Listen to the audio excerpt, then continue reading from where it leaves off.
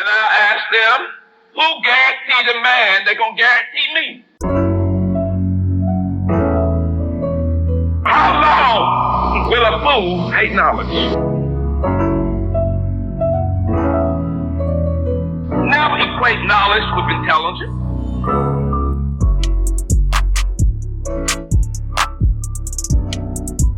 Let us get excited about our lives. The only thing that keeps me moving with my people, knowing that God is a just God. I got a mission. I want to make a contribution to this world. Spend more time helping people than I do running the business, but God will keep his word. You have just heard the words of Dr. Joe L. Dudley Sr., the co-founder of the Dudley Products Company and world-renowned entrepreneur and humanitarian. My name is Jimmy Davies, founder of Every Dot Black, and it's my honor and privilege to welcome you to the Dr. Joe L. Dudley Sr. Legacy Project podcast. As a child, he was labeled mentally retarded and suffered from a speech impediment, but his mother never stopped believing in him and was responsible for him overcoming these obstacles. In 1957, he invested $10 in a Fuller Products sales kit and created a company bringing in over $35 million annually. Along the way, he has mentored thousands, including myself, about entrepreneurship and has trained over 30,000 cosmetologists. Dr. Dudley's life story is a shining example of how to walk by faith and make your dreams come true. And that is why we have created the Dr. Joe L. Dudley Sr. Legacy Project to document and preserve his life of service and entrepreneurship. Please support this effort by subscribing to his podcast at www.joeldudleysenior.com, where you can see his awards, photographs, and hear the speeches, and also the interviews of those who have been a part of the Dudley family throughout the years. Thank you in advance for your contribution. Well, great evening. Today we have Mrs. Joanie Hayes. Joanie, welcome. How are you today? I'm great, thank you. And how are you? I am wonderful. I'm wonderful. It's great to have you with us. Well, thank you. Well, Joanie, let's just get right into our talk. This is not really, an interview. But if you would, could you start giving us just a little information about, your background, say pre-Dudley days, and then take us into how you met Mr. Dudley and how you became a part of that organization. Okay. Well, actually, I am from Elkin, North Carolina. I was born there. After I graduated from high school, I actually went to a community college that was in Surrey County, and later transferred to a college down in Denmark, South Carolina, one of the HBCs. And I had a cousin that was working for Dudley Products. And while I was in college, I used to sell some Dudley products. Never met Mr. Dudley or anyone from the organization, except for my cousin was working for him. And I would sell little lipsticks or whatever while I was on campus, or just sell some products. And then one semester while I was out for the summer, my cousin had contacted me and told me that she'd heard I'd met Mr. Dudley. No, wanted me to go to Chicago. But prior to that, on my birthday, it was my birthday on July the 21st, 1980. And I was going to Winston-Salem, going to visit my cousin. And me and my sister, a couple of friends, were going to go celebrate my birthday. And at that time, you just going out, getting ready to go party. And so we stopped by Dudley's had a store on Liberty Street in Winston-Salem. And I went by the store on Liberty Street looking for Sheila Hayes. And when I got there, the young lady told me that Sheila wasn't there, that she was in Chicago. And then I observed there was about 5 men, all dressed in dark colored suits, standing there in the salon by the counter. And when I got ready to leave, I had a gentleman that asked me what was who I was. And I told him I was Sheila's cousin. And he told me, he said, well, what are you doing with your life? I told him I was in college. I had 1 semester left in college. And that he said, well, what do you plan to do with your life? I said, oh, just find me a good job, you know, just finish school. And so then he invited me. He told me, he said, why don't you come up to Chicago and visit with your cousin? And so I was like, no, you know, just playing around, didn't take him serious or whatever. And he said, well, you need to, you know, be thinking about your future. So I know so I'd said my goodbyes or whatever, and I left out, but it was just kind of the questions he was asking me. They stayed on my mind. He kept asking me what I was doing in my future and what were my plans, what was my goals in life, and never had nobody really talk just serious plans about planning my life out. So once I left, the next week, Sheila came from Chicago to my mother's house. I was still out on summer break, and she asked me about going to Chicago. And I told her, I said, well, no, I've got about 2 weeks left before I go back to school, and I've got things to do. Really can't go right then. And then she kept on. She said, no, this would change your life. Just come for 2 weeks. And then that's how I ended up going to Chicago and meeting Mr. Dudley. Once I got to Chicago, again, as I said, I didn't know that the gentleman I was talking to was actually Mr. Dudley. And so once I got to Chicago, went to my first sales meeting, and everybody standing around the room was just chanting and, you know, singing. And, you know, in my mind, I'm in college, and at that time, I was getting high, smoking marijuana. So I thought everybody in the meeting must be high or something, because, you know, it was early in the morning and everybody's singing and dancing and whatever. And so I'm just singing along with them. And then finally, everybody started preparing somebody said, Mr. Dudley's coming, Mr. Dudley's coming. And so he came in the room, and I came walking in down the aisle, and I was surprised and shocked to find out this was the same gentleman that I talked to in Winston-Salem, because he never introduced himself. He just asked me, what are you doing with your life? You got to make something out of your life. So after the meeting, got a chance to meet him personally or whatever, talk with him, and found out he had asked Sheila to come by to bring me to Chicago. So I didn't know the whole reason why my cousin was insisting on me coming to Chicago. So after I got there, so and I was going for 2 weeks, and I ended up staying there for over 2.5 years before I even got to make a trip home. Oh, goodness. So after I got into the meeting, met Mr. Dudley, sitting to the meetings, and met a lot of people that were affiliated with Dudley's and how their lives had changed. And then he started talking to me about some of the challenges that I had. And he told me, he said, well, you know, you don't need dope. All you need is hope. You don't have hope for the future. He said, so did you bring anything with you? I said, oh, no, sir. He said, well, look, we're going to get you off of that. And that's the main theme everyone was talking about, making a difference in the life and realizing that, you know, that we all had a divine purpose for being on this earth, and we couldn't walk around being like an accident. And so just sitting in meetings and hearing things, and we were reading Think and Grow Rich and all these inspirational books. And so, you know, it changed my life right away. And that's how I became associated with Dudley's.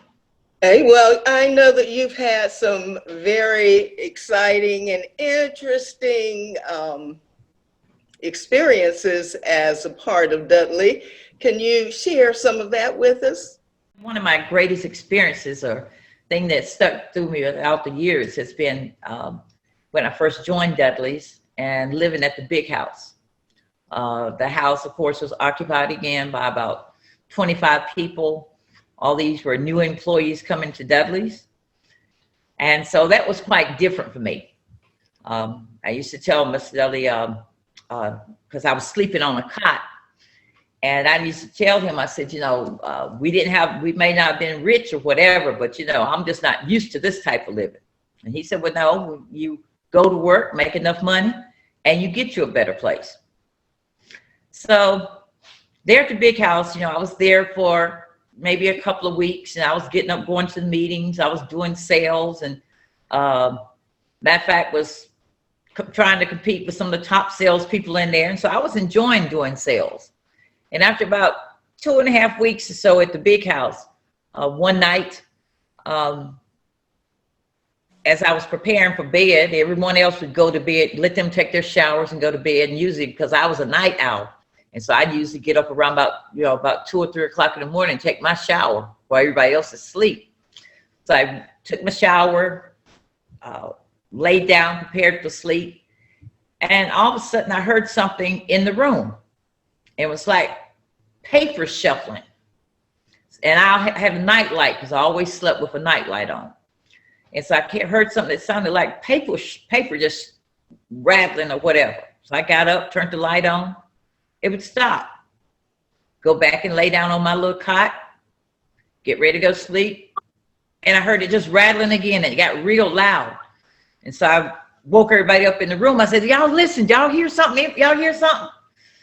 And everybody was kind of angry, talking about, no, we don't hear anything. We're trying to sleep. Just turn the light off. So since nobody could hear it but me, I kind of sat up in the bed, turned the lights off, and tried to go back to sleep. Finally started dozing off to sleep. Then I heard this noise right up under my bed. I mean, it was just...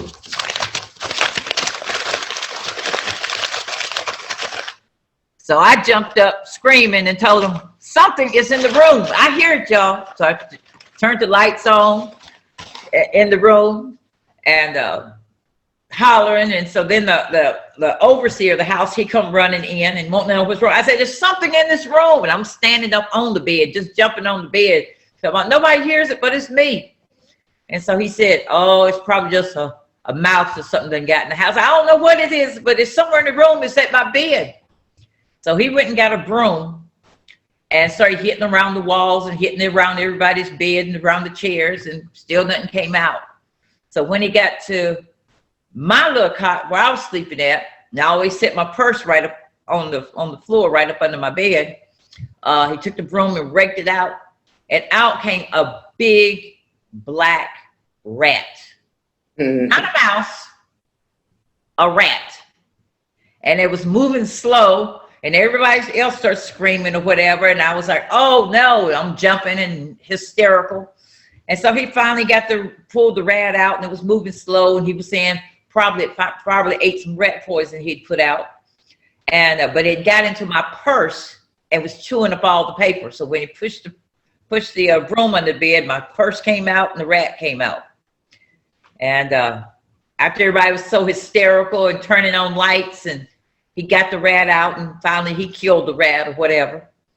And next thing I was doing, I was packing my clothes. I mean, I was just packing. I was like, you know what? Oh no, I don't care about making no Black America great or whatever. I ain't got to live like this. My family may not have been rich, but we didn't have no rats in the house. I ain't living like this. I am gone. I got on the phone, called Mr. Dudley up at 3 o'clock in the morning. He answered the phone. And I called. I said, I'm just telling you, I'm going back to North Carolina. I'm not living like that. It was a rat that was up under my bed. He just calmly said, okay, I'll see you at the meeting in the morning. I said, but it was a rat up under my bed.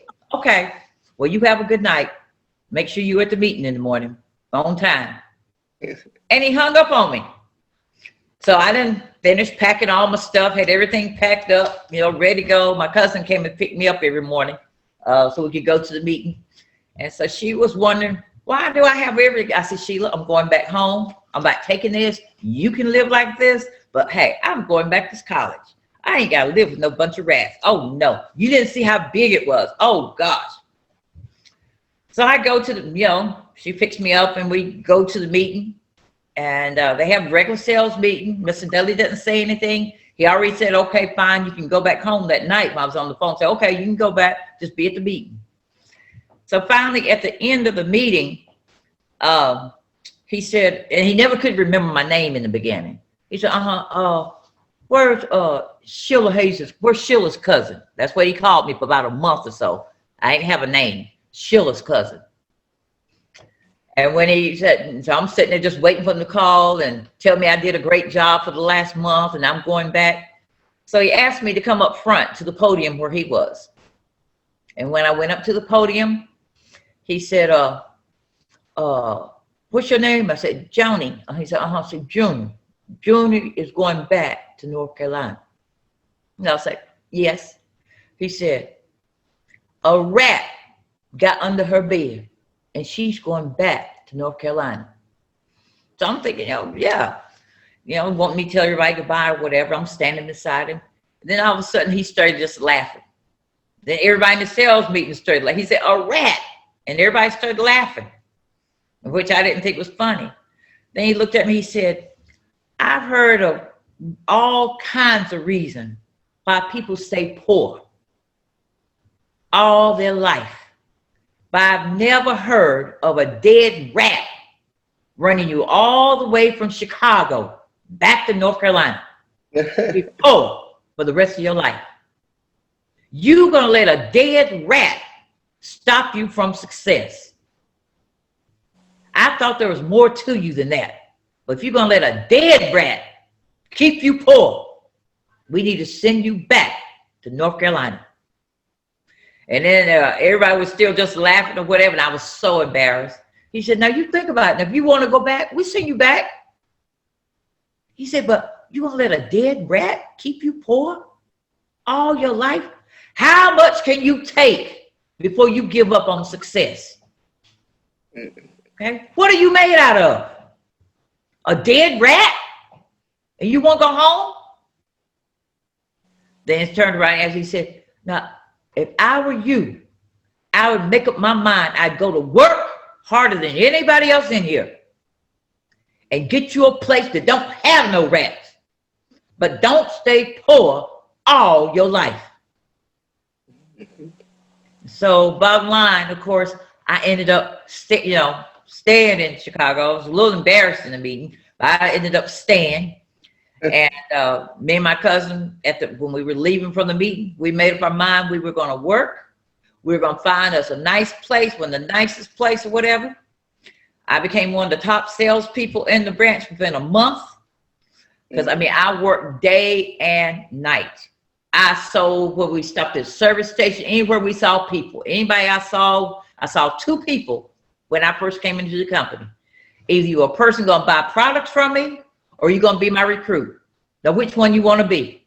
So I was determined to build me a team and to show that I could sell and get out of this, because I don't have to live that way. And so me and my cousin ended up selling, and her sales were up and mine were up. And we ended up finding us a condo that was on Lakeshore Drive, right across from Mr. Dudley's house, where him and Mrs. Dudley were living in Lake Point Towers.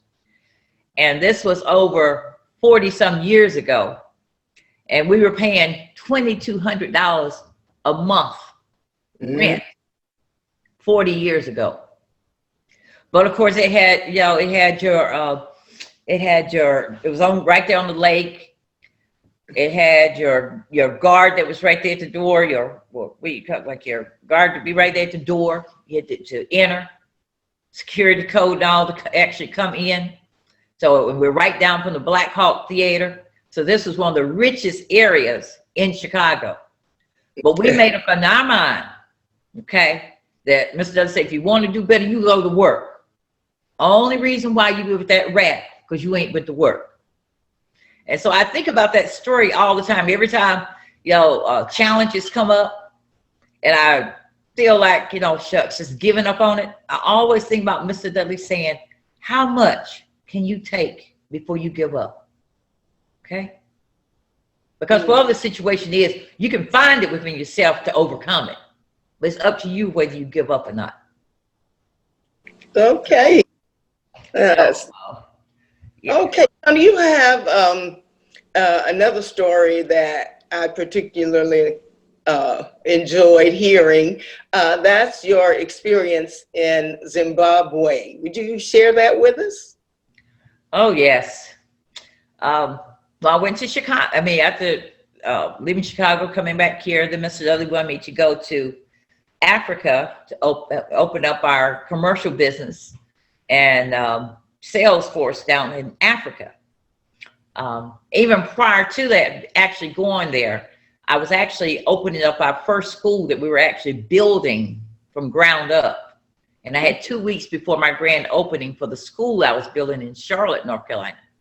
And Mr. Dudley called me up to the office and just asked me about doing a project for him, going to Africa. And I thought maybe for a week or whatever. He said, no, I need you to go, and you'll be there for at least 2 years. And I'm asking, oh, Mr. Please don't ask me. Please don't ask me. You know, I got my school, finally got my school built and everything. Please don't send somebody else. So he was like, no, if you don't go, we won't do the project.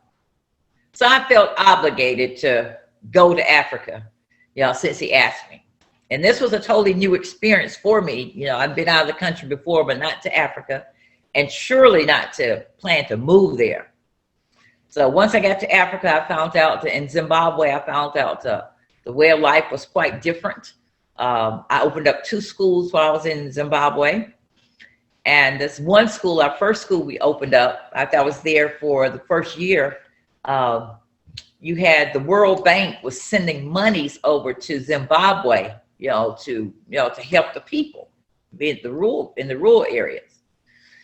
Well, somewhere between the monies coming there, whatever, a lot of the people didn't feel the economic or the no donations that came to the country, so they began to riot. They had planned up a riot, and all of our students was telling us, hey, they're going to be rioting, Miss Hayes. Oh, are we going to come to school? I said, oh, we're not part of that. We're going to open the school. Our class is going to be open. And so we went ahead and opened up the school that day, our department, and sure enough, the next morning, you saw people running from everywhere. They came and they. Not only the downtown part of Harare, the city, they had started burning cars and they were rioting, and they came over to the campus. And the way our school was set up, you actually had these bars across the front of the door before you come to the entrance. And so we had people that were trying to come up, going to attack us because we were the only program that was open on the day that they were rioting. And so we had locked the doors so they couldn't get in, but they were trying to climb over the bars. So I told all the students, everybody was scared because we had one way in and one way out. And they were on the doors just shaking the bars, trying to get in or whatever. Students hollering, what are we going to do? What are they going to do? They're going to get in. So I had all the students turn on every stove that you have. Now, this was a cosmetology department. So I had all the students to turn their stoves on that, we have where you use your hot combs and hot curlers, turn the stoves on. Just something just quick came to my mind because we had nothing for defense. And everybody was putting curling irons and stoves in. So when the people would start trying to climb over to come and get us, because we already seen the little cocktail bombs they were throwing outside. We saw them dragging faculty members out the window, from looking out the window. So it was a lot of fear, and I'd never been in an actual riot before. So we took the curling irons every time they grab hold to the bars to try to come in. I told them, stick those hot combs up there. So they let go of it.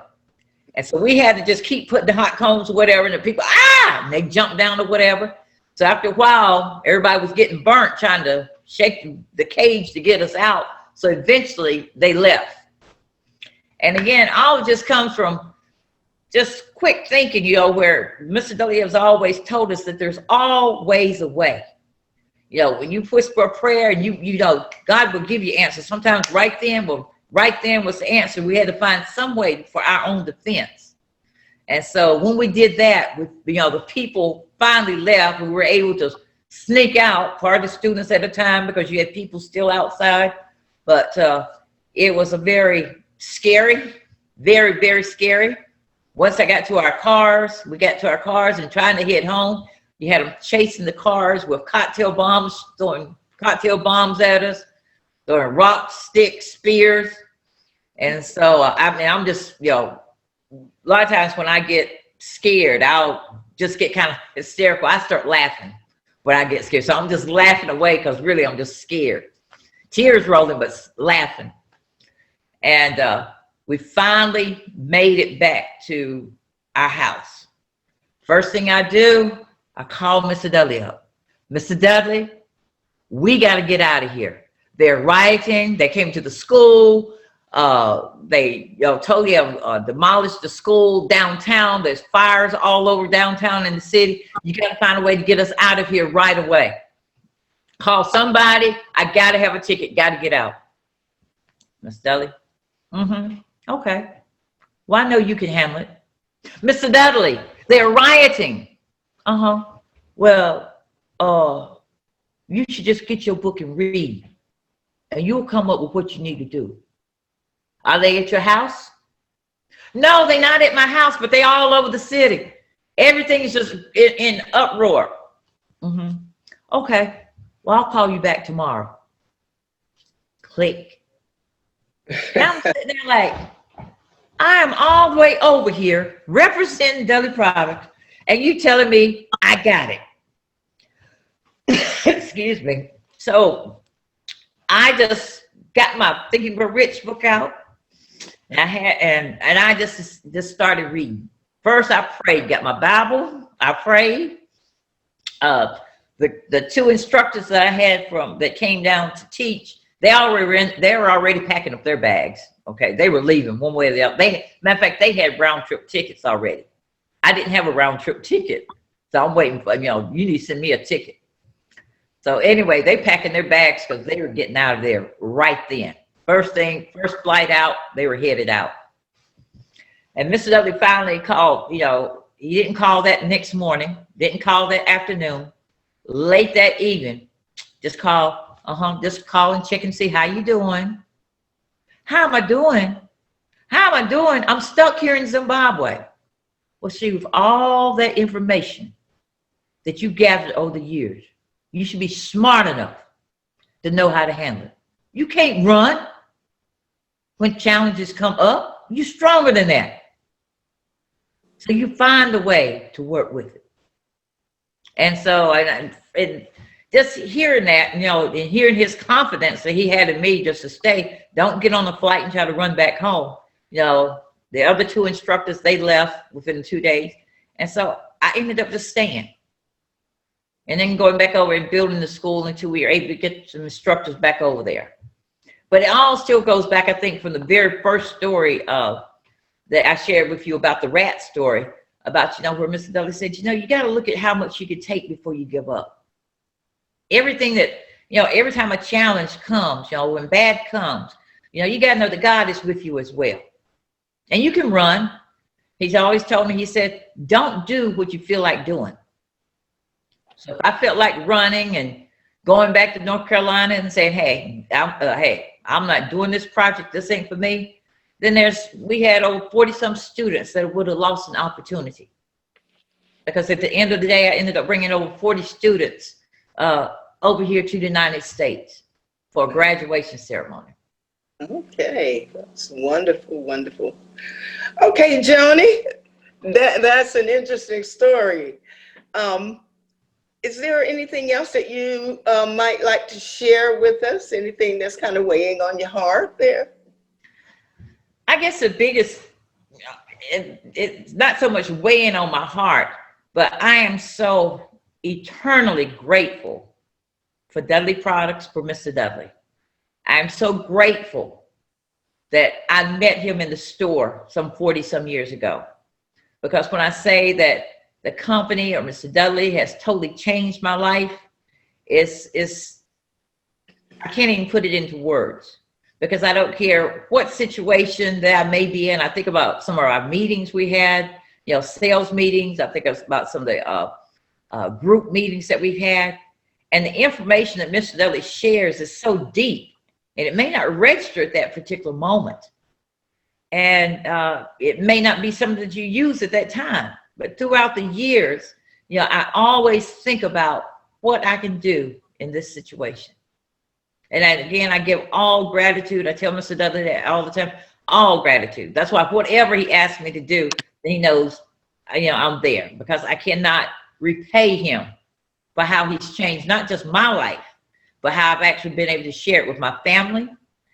I've had my mom, my dad, all my sisters and brothers, all my siblings, all of them have been sold Dudley Products at some time in their life.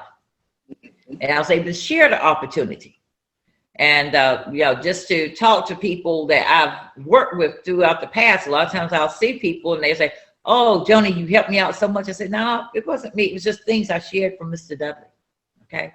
This is all from, if it wasn't for Mr. Dudley, I couldn't have shared anything to help you change your life. So again, that's why I know he is truly God sent for me. Okay. Well, I always tell him, he's like my angel, but totally God sent for me to change my life, and not only my life, but to inspire me to try to help other people as well. And that's on a daily basis, even now, keep, encouraging people to keep a positive attitude. Okay. Don't add loss to loss. So many little sayings, just change your whole life. And I'm eternally grateful. All right, Joanie, you've told us a lot about what you've done in the past and your relationship with Dr. Dudley and the Dudley organization. So what are you doing nowadays? Well, actually, I guess you'd say I'm retired. Went out on some disability with some medical issues I have, and which my doctors still call me their little miracle case because I don't let things slow me down. And so now I'm still selling Dudley products on the side, have some products at the flea market or wherever I meet people, I keep products with me. And besides just selling the products, again, as I said, I think my main thing I'm doing is still sharing the mission.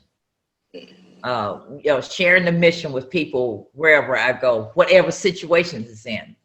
Matter of fact, I brought Mr. Dudley's name up in a Bible school meeting class we had last Wednesday. I was talking about, we still got changing the Black America, the economic development of Black America. And I started talking about Dudley products then. So I can find my way of talking about Dudley products and my experience in everywhere I go. And my son has a gym now. And so even with the gym members, I share that when, as they're working out at the gym, and we have a junior executive group, which we call in our kids group at the gym. And so I spend time sharing with them, trying to instill positive information into them, for school and working out and getting them to set goals. Okay. So just working with, just still working. And at the same time, anything that Mr. Dudley needs, any projects that he needs me to work with him, I still do that as well. Okay.